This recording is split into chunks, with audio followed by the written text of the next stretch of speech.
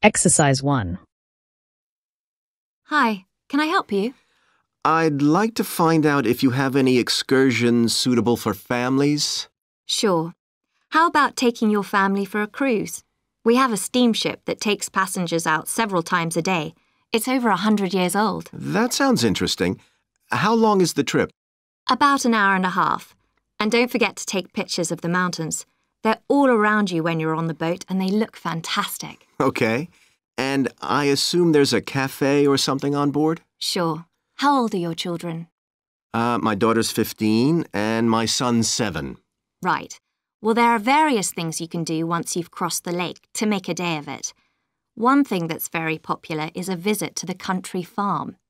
You're met off the boat by the farmer and he'll take you to the holding pens where the sheep are kept. Children love feeding them. My son would love that. He really likes animals.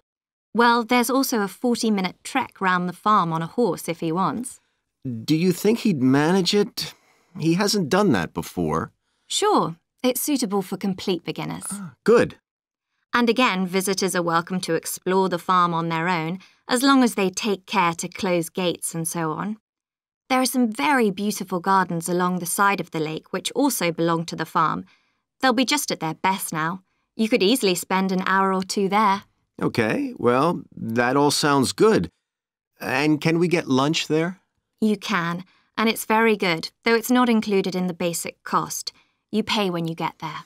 Right. So, is there anything else to do over on that side of the lake? Well, what you can do is take a bike over on the ship and then go on a cycling trip. There's a trail there called the Back Road. You could easily spend 3 or 4 hours exploring it, and the scenery's wonderful. They'll give you a map when you get your ticket for the cruise. There's no extra charge. What's the trail like in terms of difficulty? Quite challenging in places. It wouldn't be suitable for your 7-year-old. It needs someone who's got a bit more experience. Well, my daughter loves cycling, and so do I, so maybe the 2 of us could go, and my wife and son could stay on the farm. That might work out quite well. But we don't have bikes here. Is there somewhere we could rent them? Yes, there's a place here in the city. It's called Ratcheson's. I'll just make a note of that. How do you spell it? Ratchesons.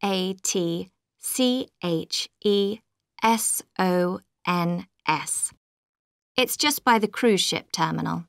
Okay. You'd also need to pick up a repair kit for the bike from there to take along with you, and you'd need to take along a snack and some water. It'd be best to get those in the city. Fine. That shouldn't be a problem. And I assume I can rent a helmet from the bike place. Sure, you should definitely get that. It's a great ride, but you want to be well prepared because it's very remote. You won't see any shops round there or anywhere to stay, so you need to get back in time for the last boat. Yeah. So what sort of prices are we looking at here? Let's see. That'd be 1 adult and 1 child for the cruise with farm tour. That's $117, and an adult and a child for the cruise only, so that's $214 altogether. Oh, wait a minute. How old did you say your daughter was? 15. Then I'm afraid it's $267 because she has to pay the adult fare, which is $75, instead of the child fare, which is $22. Sorry about that. That's okay. So how do we find out? Exercise 2. Good morning, everyone. My name's Joy Parkins, and I'm the restaurant manager. And I understand that none of you have had any previous experience as kitchen assistants. Well, you might be feeling a bit nervous now, but most of our kitchen assistants say they enjoy the work. OK, they might get shouted at sometimes, but it's nothing personal. And they're pleased that they have so many different things to do, which means they never get bored. And I'll tell you straight away that if you do well, we might think about moving you up and giving you some more responsibility. Right, well, you've all shown up on time, which is an excellent start. Now, I'm glad to see none of you have unsuitable footwear, so that's good. you need to be careful as the floors can get very wet and slippery. Those of you with long hair, I've got it well out of the way, but some of you'll need to remove your rings and bracelets. Just put them somewhere safer today, and remember to leave them at home tomorrow, as they can be a safety hazard. Now, it's going to be a busy day for you all today. We don't have any tables free for this evening, and only a few for lunch. Fortunately, we've got our head chef back. He was away on holiday all last week, which meant the other chefs had extra work. Now, I'll tell you a bit more about the job in a minute, but first, some general regulations. For all of you, whatever your age, there's some equipment you mustn't use until you've been properly trained, like the waste disposal system, for example, for health and safety reasons. Then I think there are 2 of you here who are under 18. That's Emma and Jake, isn't it? Right, so for you 2, the meat slicer is out of bounds, and of course none of you are allowed to use the electric mixer until you've been shown how it works. Now, you may have heard that this can be a stressful job, and I have to say that can be true. You'll be working an 8-hour day for the first week, though you'll have the chance to do overtime after that as well if you want to. But however long the hours are, you'll get a break in the middle. What you will find is that you're on your feet all day long, lifting and carrying. So, if you're not fit now, you soon will be. You'll find you don't have much chance to take it easy. When someone tells you to do something, you need to do it straight away. But at least we do have a very efficient air conditioning system compared with some kitchens. Now, let me tell you about some of the people you need to know. So, as I said, I'm Joy Parkins, and I decide who does what during the day and how long they work for. I'll be trying to get you to work with as many different people in the kitchen as possible, so that you learn while you're on the job. One person whose name you must remember is David Field. If you injure yourself at all, even if it's really minor, you must report to him, and he'll make sure the incident is recorded and you get the appropriate treatment. He's trained to give basic treatment to staff himself, or he'll send you off somewhere else if necessary. Then there's Dexter Wills. He's the person you need to see if you smash a plate or something like that. Don't just leave it and hope no one will notice. It's really important to get things noted and replaced, or there could be problems later. And finally, there's Mike Smith.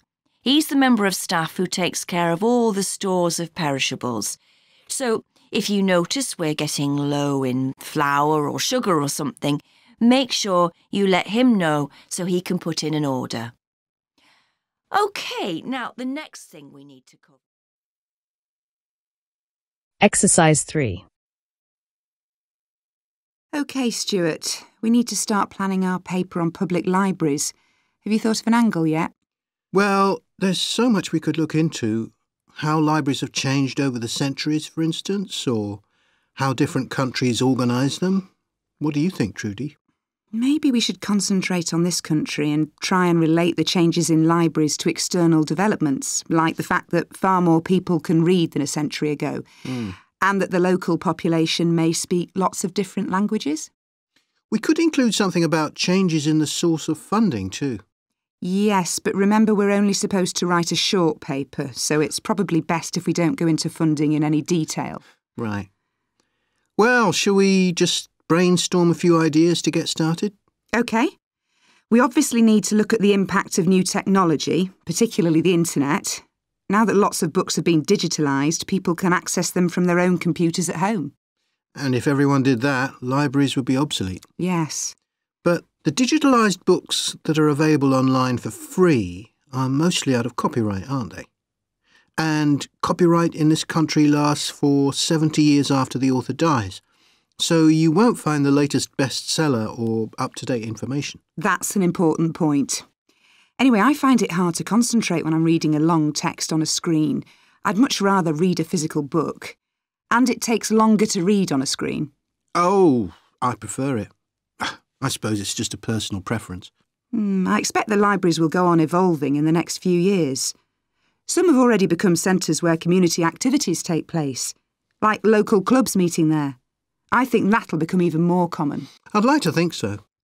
And that they'll still be serving their traditional function, but I'm not so sure. There are financial implications after all. What I'm afraid will happen is that books and magazines will all disappear and there'll just be rows and rows of computers. They won't look anything like the libraries we're used to. Well, we'll see. I've just had an idea. Why don't we make an in-depth study of our local public library as background to our paper? Yes, that'd be interesting, and raise all sorts of issues. Let's make a list of possible things we could ask about, then work out some sort of structure. For instance, we could interview some of the staff and find out whether the library has its own budget or if that's controlled by the local council. And what their policies are. I know they don't allow food, but I'd love to find out what types of noise they ban. There always seems to be a lot of talking, but never music. I don't know if that's a policy or it just happens. I've often wondered. Then there are things like how the library is affected by employment laws. I suppose there are rules about working hours, facilities for staff and so on. Right. Then there are other issues relating to the design of the building and how customers use it. Like, what measures does the library take to ensure their safety? They'd need floor coverings that aren't slippery, and emergency exits, for instance. Oh, and another thing, there's the question of the kind of insurance the library needs to have, in case anyone gets injured. Yes, that's something else to find out. You know something I've often wondered? What's that? Well, you know they've got an archive of local newspapers going back years. Well, next to it, they've got the diary of a well-known politician from the late 19th century. I wonder why it's there. Do you know what his connection was with this area? No idea. Let's add it to our list of things to find out. Oh, I've just thought. You know, people might ask in the library about local organisations, like sports clubs. Well, I wonder if they keep a database, or whether they just look online. Right. I quite fancy finding out what the differences are between a library that's open to the public and one that's part of a museum, for example. They must be very different. Then something else I'd like to know is... Exercise 4. In public discussion of business, we take certain values for granted. Today, I'm going to talk about 4 of them: collaboration, hard work, creativity, and excellence. Most people would say they're all good things. I'm going to suggest that's an oversimple view. The trouble with these values is that they're theoretical concepts, removed from the reality of day-to-day business. Pursue values by all means, but be prepared for what may happen as a result. They can actually cause damage, which is not at all the intention. Business leaders generally try to do the right thing, but all too often the right thing backfires if those leaders adopt values without understanding and managing the side effects that arise. The values can easily get in the way of what's actually intended. OK, so the first value I'm going to discuss is collaboration. Let me give you an example. On a management training course I once attended, we were put into groups and had to construct a bridge across a stream using building blocks that we were given. The rule was that everyone in the team had to move at least one building block during the construction. This was intended to encourage teamwork. But it was really a job best done by one person. The other teams tried to collaborate on building the structure and descended into confusion, with everyone getting in each other's way. Our team leader solved the challenge brilliantly. She simply asked everyone in the team to move a piece a few centimetres to comply with the rule, and then let the person in the team with an aptitude for puzzles like this build it alone. We finished before any other team. My point is that the task wasn't really suited to team working, so why make it one? Teamwork can also lead to inconsistency, a common cause of poor sales. In the case of a smartphone that a certain company launched, one director wanted to target the business market, and another demanded it was aimed at consumers. The company wanted both directors to be involved, so gave the product a consumer-friendly name, but marketed it to companies. The result was that it met the needs of neither group. It would have been better to let one director or the other have his way, not both. Now, industriousness, or hard work. It's easy to mock people who say they work hard. After all, a hamster running around in a wheel is working hard and getting nowhere. Of course, hard work is valuable, but only when properly targeted. Otherwise, it wastes the resources that companies value most, time and energy, and that's bad for the organisation. There's a management model that groups people according to 4 criteria: clever, hard-working, stupid, and lazy. Here, lazy means having a rational determination not to carry out unnecessary tasks. It doesn't mean trying to avoid work altogether. Most people display 2 of these characteristics, and the most valuable people are those who are both clever and lazy. They possess intellectual clarity and they don't rush into making decisions. They come up with solutions to save the time and energy spent by the stupid and hard-working group. Instead of throwing more man-hours at a problem, the clever and lazy group looks for a more effective solution. Next, we come to creativity.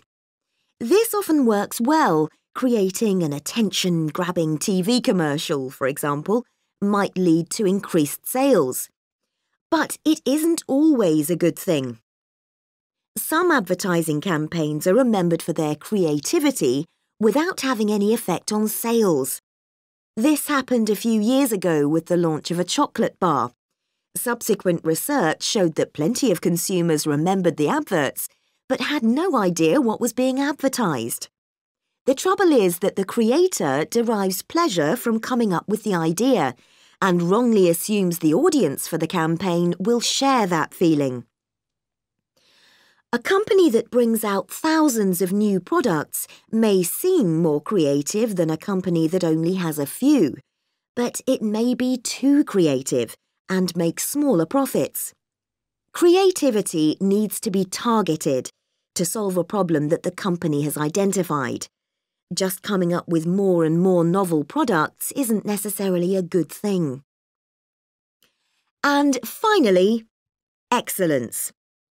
We all know companies that claim they strive for excellence, but it takes a long time to achieve excellence. In business, being first with a product is more profitable than having the best product. A major study of company performance compared pioneers, that is, companies bringing out the first version of a particular product, with followers, the companies that copied and improved on that product. The study found that the pioneers commanded an average market share of 29%, while the followers achieved less than half that, only 13%, even though their product might have been better. Insisting on excellence in everything we do is time-consuming, wastes energy, and leads to losing out on opportunities. Sometimes second-rate work is more worthwhile than excellence.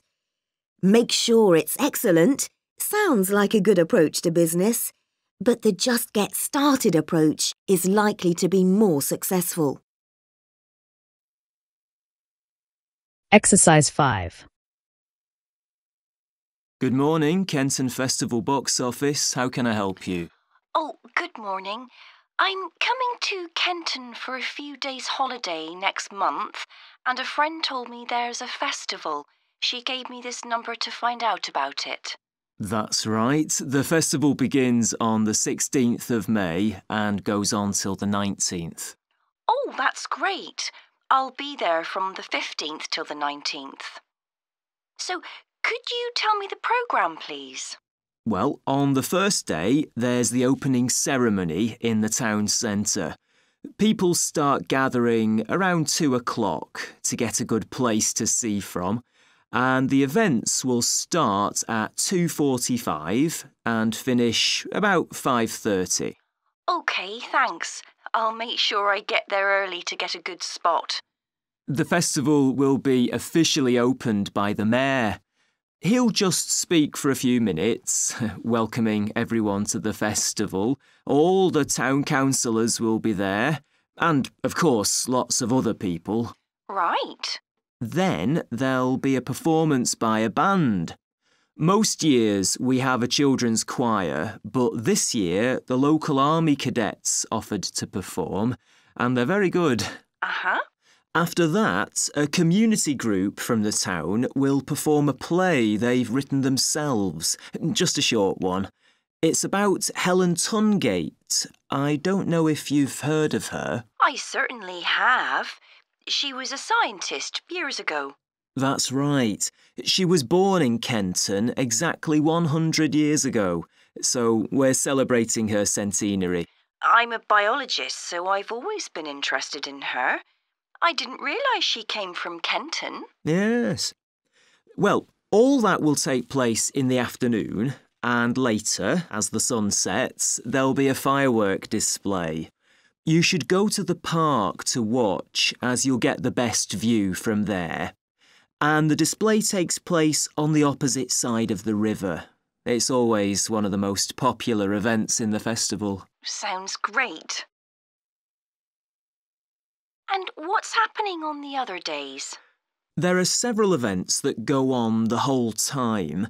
For example, the students of the art college have produced a number of videos, all connected with relationships between children and their grandparents. That sounds interesting. It makes a change from children and parents, doesn't it? Exactly. Because the art college is in use for classes throughout the festival, the videos are being shown in Handsworth House. How do you spell the name? Handsworth.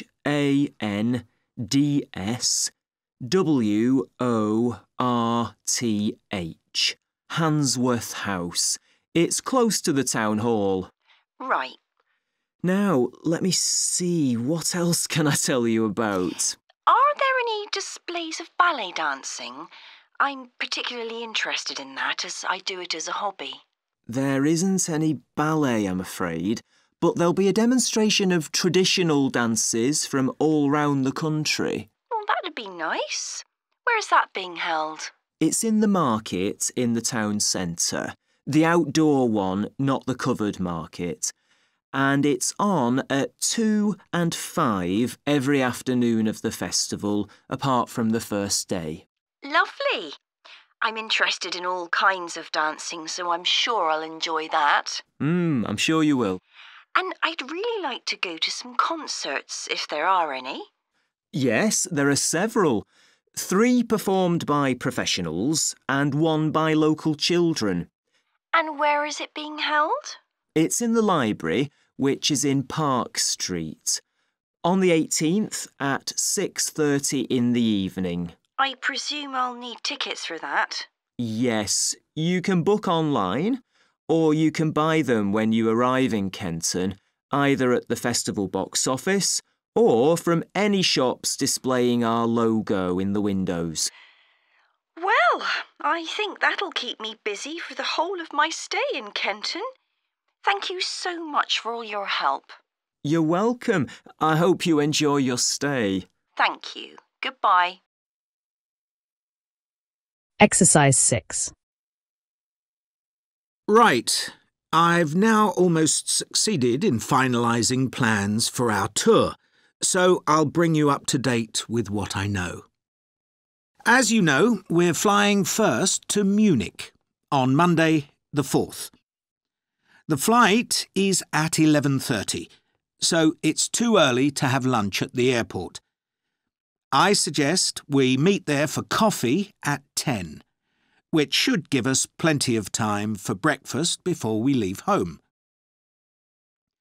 When we arrive in Munich, we'll be met at the airport by Klaus Bauer. Klaus works for a tour operator, and he'll look after us for the time we'll be in Germany. He's already liaised with the managers of the theatres we're going to visit, and he's also arranged for an officer of the National Theatre in Munich to show us round the theatre one afternoon during our stay. Now, last time we discussed this trip, I didn't have the precise cost for hotel rooms, but now I have. The normal rate at the hotel where we're staying is €150 a night for a double room. I'd hoped to get that down to €120, but in fact I've been able to negotiate a rate of €110. That'll be reflected in the final payment, which you'll need to make by the end of this week. On Tuesday, the day after our arrival, I had hoped we could sit in on a rehearsal at one of the theatres, but unfortunately that's proved very difficult to arrange. So instead, we'll have a coach trip to one of the amazing castles in the mountains south of Munich. On Tuesday evening, we'll all have dinner together in a restaurant near our hotel. From talking to you all about your preferences, it was clear that a typical local restaurant would be too meat-oriented for some of you. Some of you suggested an Italian restaurant, but I must confess that I decided to book a Lebanese one, as we have plenty of opportunities to go to an Italian restaurant at home. On Wednesday afternoon, the director of the play we're going to see that evening will talk to us at the theatre. She'll describe the whole process of producing a play, including how she chose the actors, and, as the play we're going to see is a modern one, how she worked with the playwright. Right. Now I'd just like to make a few points about the plays we're going to see, partly because it might influence your choice of clothes to take with you. The play we're seeing on Wednesday evening is a modern one, and we're going to the premiere, so it'll be quite a dressy occasion, though of course you don't have to dress formally. I gather it's rather a multimedia production, with amazing lighting effects and a soundtrack of electronic music, though unfortunately the playwright is ill and is unlikely to be able to attend. On Thursday, we're seeing a play that was first performed last year, when it was commissioned to mark 100 years since the birth in the town of a well-known scientist. We're going to see a revival of that production, which aroused a lot of interest. Friday's play will really make you think hard about what clothes to pack, as it'll be in the garden of a palace. It's a beautiful setting, but I'd better warn you, there won't be much protection from the wind. On Saturday, we're going by coach to a theatre in another town, not far from Munich. This will be the opening of a drama festival, and the mayor and all the other dignitaries of the town will be attending. After the performance, the mayor is hosting a reception for all the audience, and there'll be a band playing traditional music of the region. And after having a day off on Sunday, our final play is on Monday, and it's in the stunning setting of the old town hall, which dates back to the 14th century. The performance marks the 50 years that the lead actor has been on stage, and the play is the one where he made his first professional appearance all those years ago. And the day after that, we'll be flying back home. Now, have you got any questions before I move? Exercise 7. Oh, good morning. You must be James. I'm Beth Cartwright. Please call me Beth. Thank you. Now, as this is your first tutorial since you started on the Scandinavian Studies course, I'd like to find out something about you. Why did you decide to take this course? Well, my mother is Danish, and although we always lived in England, she used to talk about her home a lot, and that made me want to visit Denmark. We hardly ever did, though. My mother usually went on her own. But whenever her relations or friends were in England, they always came to see us. I see. So I assume you already speak Danish, one of the languages you'll be studying? I can get by when I talk to people, though I'm not terribly accurate. Now, you probably know that you'll spend the 3rd year of the course abroad. Have you had any thoughts about that? I'm really looking forward to it. And although Denmark seems the obvious place to go because of my family connections, I'd love to spend the time in Iceland. Oh, I'm sure it can be arranged. Do you have any plans for when you graduate? A lot of students go on to take a master's degree. I think the 4 years of the undergraduate course will be enough for me. I'm interested in journalism, and I quite like the idea of moving to Scandinavia and writing for magazines. I'd find that more creative than translating, which I suppose most graduates do. Okay. Now, how are you finding the courses you're taking this term, James? Well, I'm really enjoying the one on Swedish cinema. That'll continue next term. But the one on Scandinavian literature that's running at the moment will be replaced by more specialized courses. Oh, and by the way, if you're interested in watching Danish television programs, there's going to be a course on that the term after next. That sounds good. Have you started thinking about the literature paper that you have to write in the next few weeks? Yes, my first choice would be to do something on the Icelandic sagas. The trouble with that is that a lot of people choose that topic, and it can be difficult to get hold of the books you'll need. Why not leave that for another time? Right. You might find modern novels or 19th century playwrights interesting. I've read or seen several plays in translation, so that would be a good idea. Fine. I'll put you down for that topic. Right. So what would you advise me to aim at in the paper? First, I suggest you avoid taking one writer and going into a great deal of detail. That approach certainly has its place, but I think you first need to get an understanding of the literature in the context of the society in which it was produced, who it was written for, how it was published, and so on. I also think that's more fruitful than placing it within the history of the genre. Okay, that sounds reasonable. Could I ask for some advice about writing the paper I'm working on about the Vikings? I have to do that this week, and I'm a bit stuck. Of course. Have you decided yet what to write about? No, I haven't. There's so much that seems interesting. Viking settlement in other countries, trade, mythology. Well, what I suggest is that you read an assignment a student wrote last year, which is kept in the library. It's short and well-focused, and I'm sure you'll find it helpful. I'll give you the details in a moment. Textbooks usually cover so many topics, it can be very difficult to choose just one. Okay. I've got a DVD of the film about the Vikings that came out earlier this year. Should I watch that again? If it's the one I am thinking of, I'd ignore it. It's more fantasy than reality. But I've got a recording of a documentary that you should watch. It makes some interesting and provocative points, which I think will help you to focus your topic. Right. So then, should I work out an outline? Yes, just headings for different sections at this stage. And then you should start looking for suitable articles and books to draw on, and take notes which you organize according to those headings. I see. Then put short phrases and sentences as bullet points under each heading. Make sure that this skeleton makes sense and flows properly before writing up the paper in full. Okay. Thanks. That's very helpful. Exercise 8.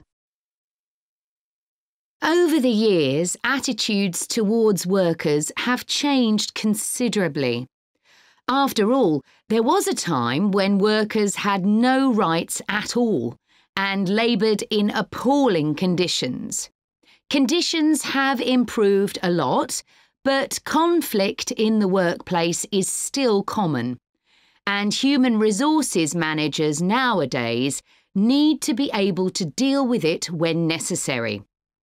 What is conflict in the workplace? Definitions vary, but I'm taking it to refer to a whole range of behaviours that the victim finds unacceptable, from minor, harmless arguments to, at the opposite extreme, physical violence. Much of this is covered by the term bullying, by which I mean one or more people behaving abusively or aggressively against another who is in a weaker position. Although all behaviour like this is a form of conflict, not all conflict can be described in these terms. As with all human behaviour, there are numerous reasons for it, but often it's caused by someone who feels the need to show their superiority over someone else in order to feel that they aren't at the lowest level in a hierarchy or a group of people. In some cases, one person simply dislikes the other on the basis that the personality of one is in some way incompatible with that of the other person. A general habit of optimism in one person could make them intolerant of a colleague who's constantly pessimistic. Not that that justifies treating them badly, of course.